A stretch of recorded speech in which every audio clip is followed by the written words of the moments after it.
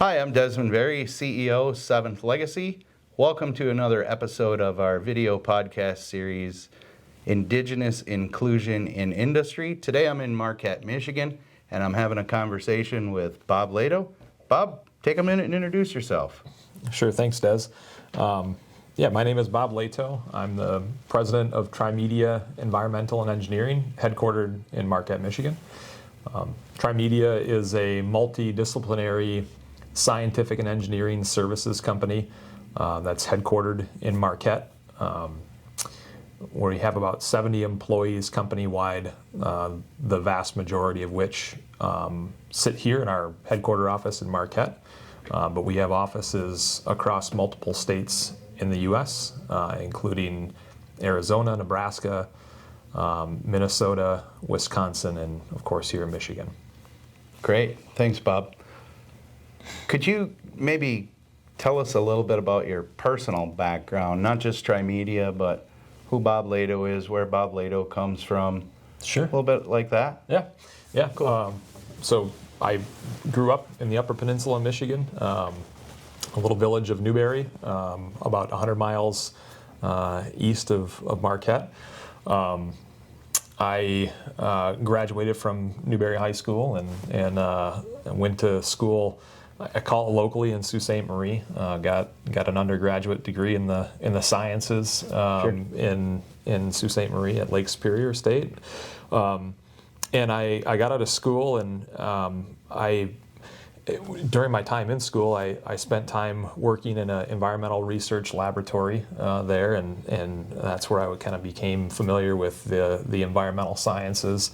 When I got out of school, there was an opportunity for my tribe. I grew up as a tribal member of the Sioux Tribe of Chippewa Indians.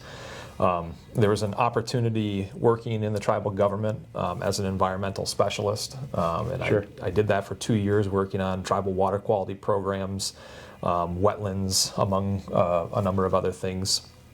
And I had an opportunity, kind of knew leaving school that I wanted to pursue graduate studies, and so I spent a little over 2 years at the tribe working for them, and decided to go back to school. And I went to Ann Arbor at the University of Michigan, got a master's degree in public health, and then my career took me all kinds of different places, from Kentucky to Louisiana, back to Michigan, then left again to Minnesota, back to Michigan again, all in different industry, but all working in sort of the field of environmental engineering, air quality, water quality, and the environmental health sciences.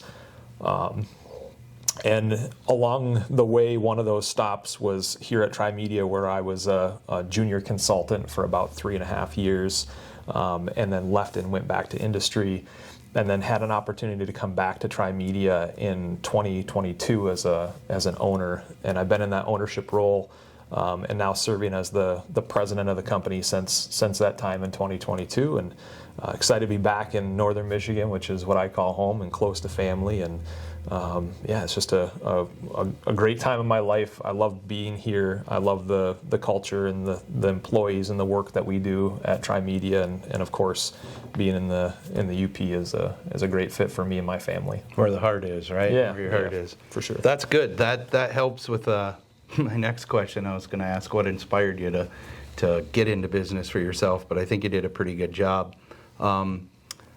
When you think about your role as a tribal business owner, what responsibilities do you feel, to your people, to the land, to Mother Earth? Well, that's a great question. So let me backtrack, and I really started to understand my Native American heritage when I worked for the tribe, and particularly in our environmental department there. I had an opportunity to work and collaborate with a number of the other tribes, Batchewana First Nation, the Garden River Tribe, Bay Mills, and I was introduced to some great technical leaders in the environmental field, but also some really inspirational spiritual leaders at that time as well. And I think that's where I really became understanding of, as Native Americans, we're sort of the original environmental stewards of the land, if you will. And so I look at my role now as a business owner kind of as a fitting one, that I sort of fell in love of this environmental, technical, engineering field of services. And I see that as an opportunity for my business, and the work that I get to be able to do through my business as, kind of carrying on that spirit of being an environmental steward, but through the business lens. And I get to influence it as the leader of the company through the tribal lens and the traditional teachings of our culture of using only what you need and being a conservationist by nature. And so it's just sort of a natural fit, I think, for me and the role that I get to enjoy. That's great. Thank you for that explanation. So, thinking of the Great Lakes, what do they mean to you personally? Well, I grew up kind of in an interesting area where I was about less than an hour drive from 3 Great Lakes, and in any direction I could be on Lake Superior, Lake Michigan, or Lake Huron inside of an hour. And I spent time in my youth and through young adulthood on all 3 of the lakes. And so my family, I grew up in a family. My family subsistence hunted and fished, and in particular, my uncles would bring me along with them, and we did subsistence fishing on the Great Lakes.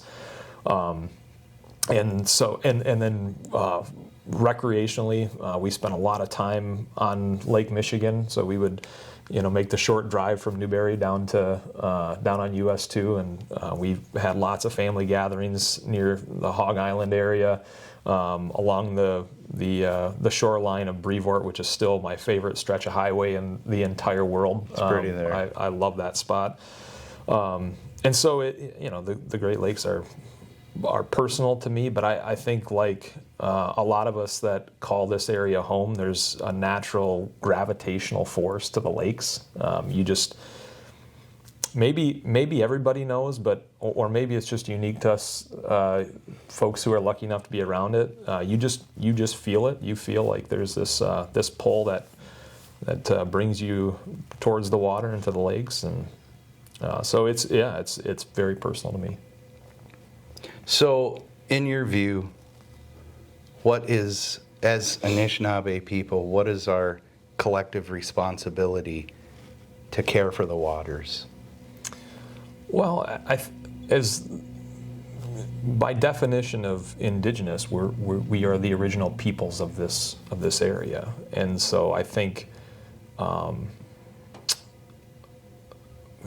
feel it, but I don't think it's unique to just me. I think all of us who grew up in this area, particularly those with Native American heritage, feel the responsibility and the gravity of being the ones who protect the lakes. We're the ones who use them, we're the ones who enjoy them, and so there is a personal responsibility, I think, on all of us that we look out for the Great Lakes and the environment around us.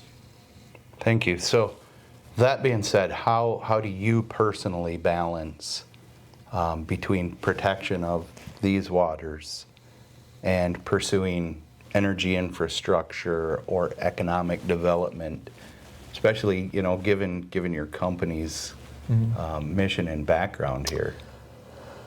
I've thought a lot about that over my life, working in various industries, and now running a business that serves industries, that includes the utilities industry, the energy infrastructure industry.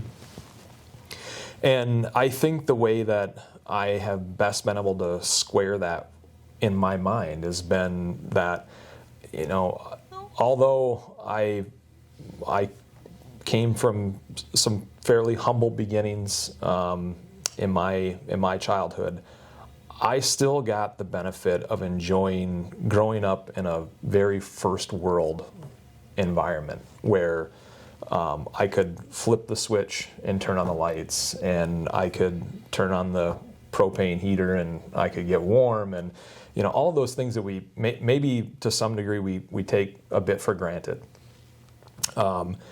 And over the course of my education and just life experience, I think I've come to really understand maybe a more holistic and global perspective, if you will, of understanding that there is this global growing population that needs energy. And despite the fact that we've enjoyed a very modern society here for decades, there is still a huge portion of the world that is sort of growing through that phase of becoming modernized and going from third world to first world. And people want and need access to energy, safe, reliable, affordable energy, so that the folks that today live in a hut tomorrow have a light switch or have the ability to turn on hot water that's sanitized. And so sort of thinking through that a bit and then trying to put it in perspective of what is my responsibility as a Native American who owns an environmental engineering firm. I think that we are light years ahead in terms of regulatory policy here in the United States versus virtually anywhere else in the world. And so it's a really, in my mind, it's a advantageous environment to develop energy resources, because we know that there are going to be checks and balances and regulatory processes that industry has to go through to be able to produce the energy that we need to be able to survive now, as we become very reliant on it.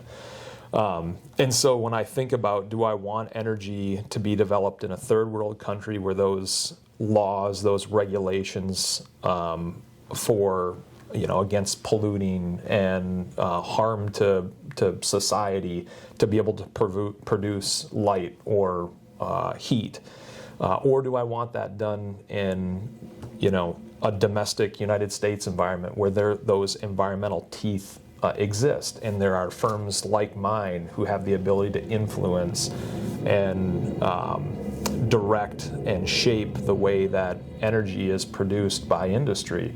I choose it to be here. And so, long way of answering your question, Des, but I look at that and go, I know that the world needs energy, and would I rather have it be done here, or would I rather it be done someplace else where I don't have the ability to affect and control and to be able to shape what that energy production looks like? I choose it to be here. Bob, that's an impressive answer. Thank you for that. It really helped me understand. Thank you for that. Let's jump now into some thoughts on Enbridge. When you hear that name, Enbridge, what comes to mind for you? In a word, it's partner, because although through Tri-Media we are a service provider to Enbridge, they treat us like a partner. They approach our business relationship through the lens of being a partnership. And what I mean by that is when they ask for the services that my company provides, they value our input. They ask for our expertise, and they let that expertise guide them in their decision making. And I get to see it because I see that they make decisions based on good scientific and technical data. Partner is probably the best way I could describe what immediately comes to mind when I hear the name Enbridge. Okay. Can you talk about more about your experiences engaging with Enbridge as a tribal business owner? Maybe expand upon that a little bit. Yeah. Well, quite frankly, they engage us quite a bit, and I think that Enbridge has aspirational goals for making sure that it is utilizing the resources, the professional resources that exist within the communities that they operate. And this happens to be a Native American, predominantly a Native American community in rural Upper Michigan. And so I think I wish every company was like this, but not all are, and that's okay. But they engage the local technical staff that exists because we have a familiarity with, number one, our environment around us, and two, we're the folks that live here, and things that happen with industry, particularly infrastructure industry, affect the people that live here, and so it's great to be able to have a voice in that work. And I think in particular, Enbridge has shown that it is very committed to putting Native Americans and Native American businesses to work in the work that it does. So expand on that. So, that you mentioned their interest in Native American communities. What do you think, from your perspective, a Native American community should know about Enbridge that you have that direct experience with? Well, in my experience, they stand behind what they do and what they say. And so in all of the cases where we have been a partner with Enbridge, when we've been engaged by Enbridge, they do what they say they're going to do. And I don't know if there's any plainer way for me to say it other than that. They're excellent in that regard from a, we see them as a client to ours, and they ask us for something because they have an intention of doing something with that information that we and the services we provide, and then they take that and they do exactly what they say they're going to do. It's straightforward, and that's not always the case in our industry, but Enbridge very much is. Okay. So from your perspective as a tribal business owner, do you see opportunities for partnership or inclusion with Enbridge? Here's the point, that support Indigenous self-determination. Oh, absolutely. Because it's not just my business, right?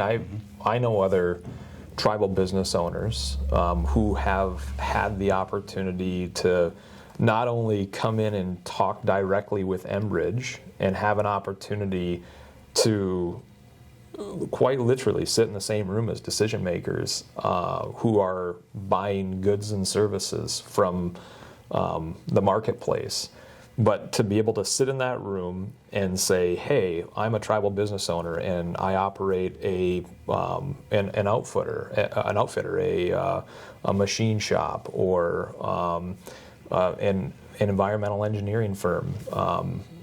You have an opportunity to do that, and then Enbridge has followed up and has sought the services that we as Native American business owners provide.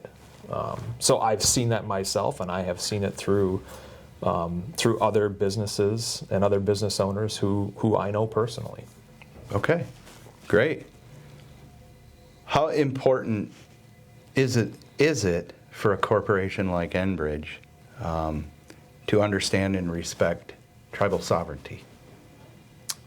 I think it's important for Enbridge as it is for all businesses who operate, and in particular operate large infrastructure that serves the public. In business, you have to know who your customer is, and I think that Enbridge is among the leaders in that understanding who its customer is, but also understanding that they operate and have a responsibility for a vast network of infrastructure, pipelines and otherwise, that provide a service to the public. And in Native American communities, they do an outstanding job of being out amongst our population here and understanding what is important to us, soliciting the services that we provide, listening to the voices of the people who live in the area. And so I think it's critically important that all businesses do it, and I think that Enbridge does a top-notch job of it themselves. Okay. Let's move into the Great Lakes Tunnel project now. There's a lot of discussion about the proposed tunnel. What are your initial thoughts or your feelings about the project? Well, I think it kind of ties together maybe 2 points that I've talked about, which is, number one, there is a need for energy, and that need for energy isn't going away. And it's not just oil, gas, but it's wind, it's solar, it's all forms of energy are needed to be brought to the table to provide the energy demand that currently the globe is the global population demands. And so, the longevity of Line 5 and the energy it provides is critical not just to Michigan, but also to the region. So I think that's number one. And then I think number two is you take what has historically been a very safe pipeline and you add all of these layers of protection by putting the pipeline in the Great Lakes Tunnel. And so from an environmental stewardship perspective, it sort of checks that box as well. So we need the energy that it provides, and it also, that the tunnel provides the long-term longevity and safety that we should demand in a society where we have modern environmental regulations and rigor that companies have to go through to be able to provide a necessary service. So critically important for those two reasons. Okay. Do you believe constructing a tunnel under the Straits of Mackinac could change how people feel about energy safety? Well, I think it could certainly set a precedence. If you look at Line 5 and the history of it, it's been a very, very safe piece of infrastructure that the public has enjoyed the benefit of having over its lifetime. And yet, despite the fact that it's a very safe pipeline, Enbridge is going through the extra lengths to construct a tunnel project that does not increase throughput of the line. You're not going to make more money as a result of having the pipeline go through a tunnel, but purely to safeguard the long-term future of that pipeline. I think it sets a precedence for how energy infrastructure could be handled in the U.S., where you take extra safeguards to make sure that, yes, we need energy, but it has to be delivered safely. And I think that's the right way to do it. And I think Enbridge is taking a step that a lot of folks in the industry, a model that other folks in the industry could follow in the future. Okay. From a business or a community standpoint, what would you want to see Enbridge do differently or better as the project moves forward? Is there anything? I think continued engagement with local stakeholders, and to that end, I would say they're doing an excellent job so far. I've seen them out in the public. I've seen the open houses. Have had an opportunity to walk through their information center down in the Straits of Mackinac to, really get a feel, like a real life feel, a model scale feel of what the tunnel is going to look like. And I think those opportunities to educate people, not just on the project itself, but where does energy come from, and why is that important to me as a citizen. I think that's really, really important, because again, if I kind of go back to my comment around we just do sort of take energy for granted sometimes. We flip a switch and the light bulb goes on, and sure. But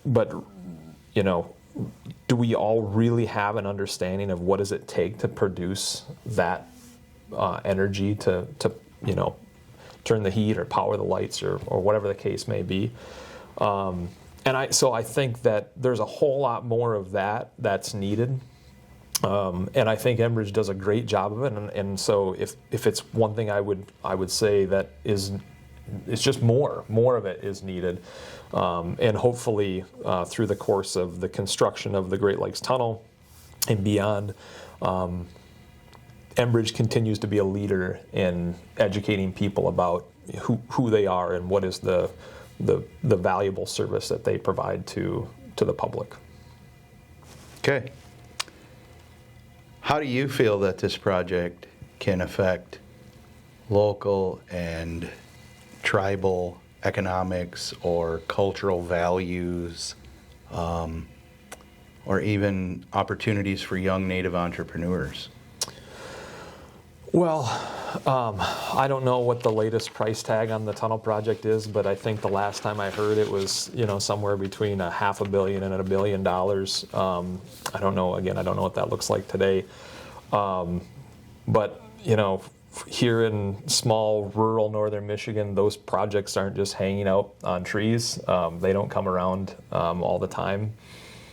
And so if I was trying to, think about it from a young entrepreneur standpoint, or if I was to go back and talk to myself 20 years ago, I would be looking at this as a golden opportunity for me, and how I look at it today. It's a great opportunity for me to showcase the skills and the talent that reside here locally within the Upper Peninsula or the greater northern Michigan.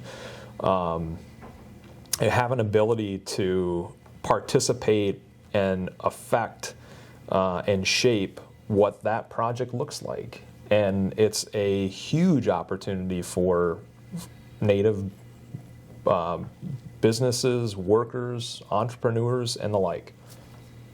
Okay. We're getting close to the end here. I want to ask if you can put us your perspective on what energy sovereignty could mean to our tribal community. It's kind of it's really an open-ended question. It's a little bit deeper of one, but what could energy sovereignty look like? Well, I guess, Des, when I hear energy sovereignty, my mind immediately goes towards how does a group of people become self-reliant on being able to provide the energy it needs to sustain itself? Okay. And so what does that mean to me? It's security, I think, and the ability to, shape my own future and be able to rely on myself or that community around me for the things I need to be able to exist in this world. I think it's an aspiration that we should be looking really hard at, particularly as Native people. We should be looking at that. What does it take to get there? I don't know. Maybe that's a question that's too big for just me to answer. But it'll take a lot of us sitting around the table to kind of think that through. But it's an aspiration, and it means generational security, and being able to, sort of live out the next 7 generations, which you and I both know is that's what we're doing here on this earth. Is Right. that's our mission as people. So, that's a big question. It is. It is. I want to end on this, Bob. If you can share a message with tribal citizens who maybe are unsure or conflicted about the tunnel project, or projects like this, because we know there's going to be more projects like this, what would that be?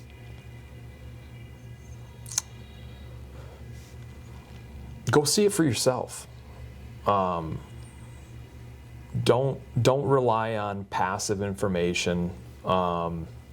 Go ask questions yourself.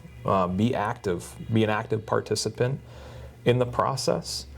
When it comes to the Great Lakes Tunnel Project, Enbridge has offered that opportunity to everybody. They've had open houses. They have an information center where staff folks sit and answer questions. As tribal business owners, Enbridge has held a number of summits that have invited Native Americans who own businesses to come sit at the table and have a conversation with them about the project. I participated in those, and so I know firsthand that you have the ability to sort of come off the sidelines and go be part of the game.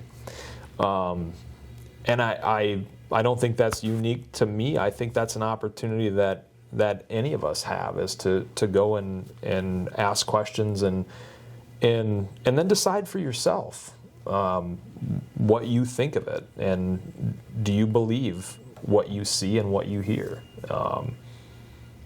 I think that would be the message. Okay.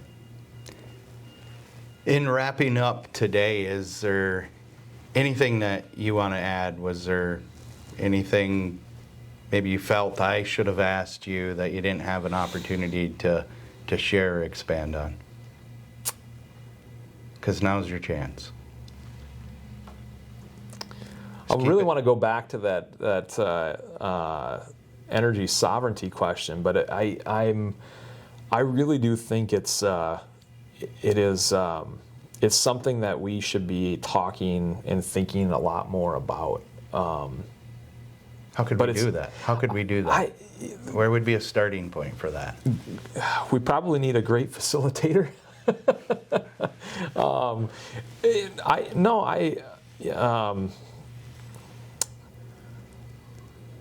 Would talking to a corporation like Enbridge perhaps.